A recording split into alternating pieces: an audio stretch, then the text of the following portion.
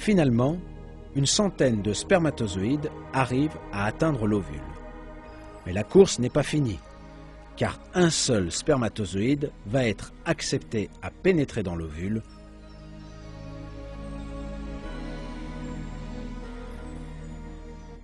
Et donc, une autre course commence. Il y a un obstacle particulièrement important auquel vont être confrontés les spermatozoïdes.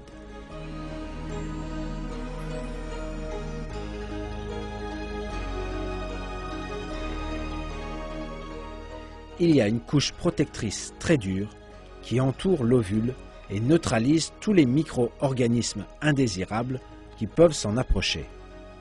Elle aussi extrêmement difficile à pénétrer.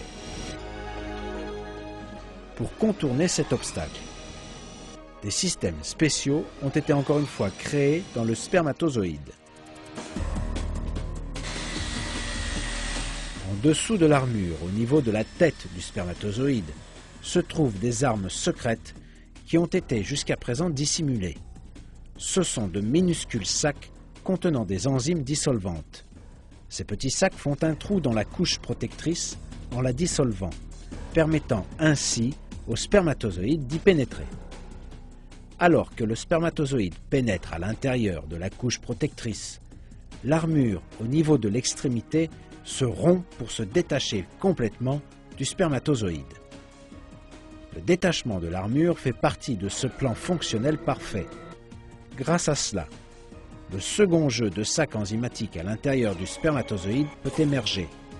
Ceci permet au spermatozoïde de traverser le dernier obstacle en face de lui et, en d'autres mots, percer l'enveloppe de l'ovule. Vous êtes en train de voir maintenant des images prises par un microscope électronique. Le spermatozoïde a une armure de couleur rouge. Cette armure se dissout et le spermatozoïde pénètre dans l'ovule à travers son enveloppe. La formidable conception de la rencontre du spermatozoïde et de l'ovule ne s'arrête pas ici. Dès que le spermatozoïde atteint l'enveloppe de l'ovule, un autre miracle a lieu. Le spermatozoïde abandonne soudainement sa queue qu'il a menée pendant tout ce trajet. Ceci est essentiel, car si le spermatozoïde ne le fait pas, la queue, qui est constamment en train de tourner, va pénétrer dans l'ovule et la détruire.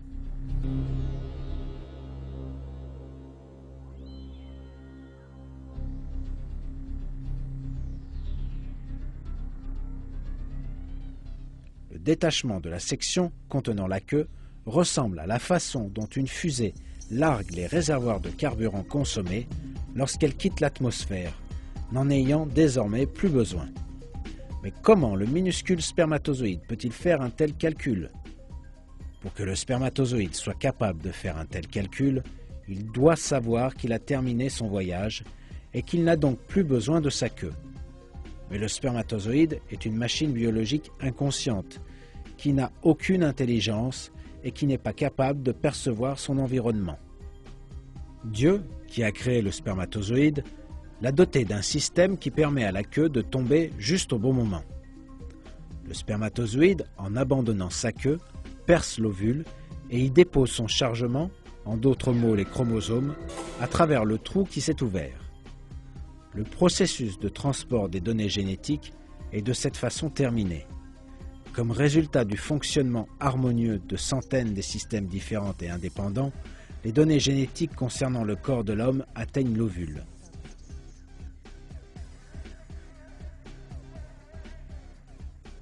Comme nous l'avons vu, l'union du spermatozoïde et de l'ovule est seulement possible grâce à un parfait plan et une mise au point ne laissant aucune place au hasard.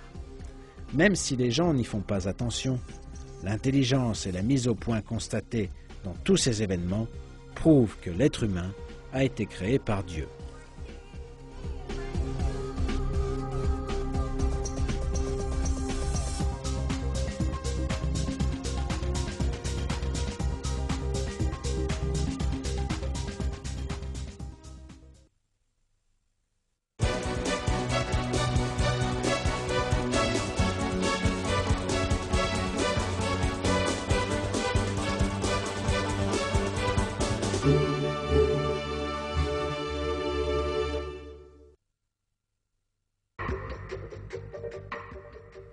Toutes les informations que nous avons données jusqu'ici concernant le développement de l'embryon dans l'utérus maternel sont issues des recherches scientifiques de ces dernières 30 à 40 années. Et ces nouvelles informations ont permis de saisir de nouveaux miracles du Coran.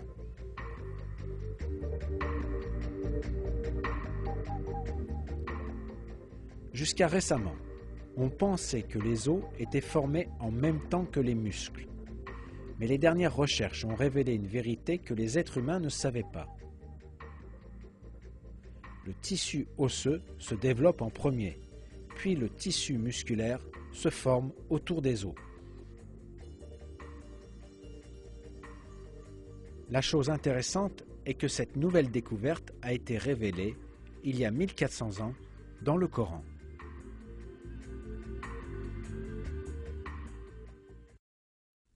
Nous avons ensuite fait de la goutte un caillot, et fait du caillot une masse, et fait de la masse des os, puis avons revêtu les os de chair. Ensuite, nous l'avons transformé en une autre créature. Gloire à Dieu, le meilleur des créateurs.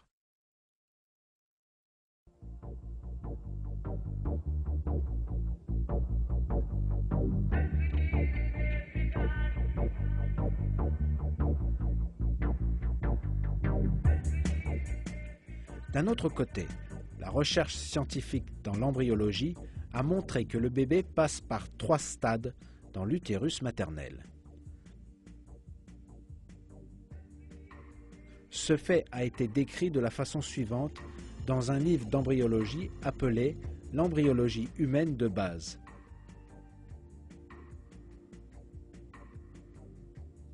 La vie dans l'utérus passe par 3 phases, pré-embryonnaire, les premières 2 à 5 semaines, embryonnaire jusqu'à la fin de la 8e semaine et fétale, de la 8e semaine à la naissance.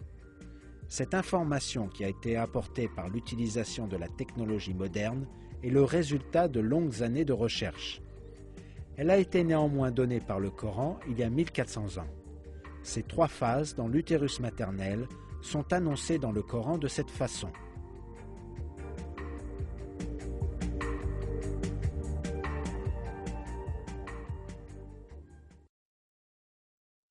Il vous a créé stade après stade dans les ventres de vos mères dans 3 ténèbres. Tel est Dieu votre Seigneur. À lui appartient toute la royauté. Il n'y a pas de divinité à part lui. Comment pouvez-vous donc vous en détourner ?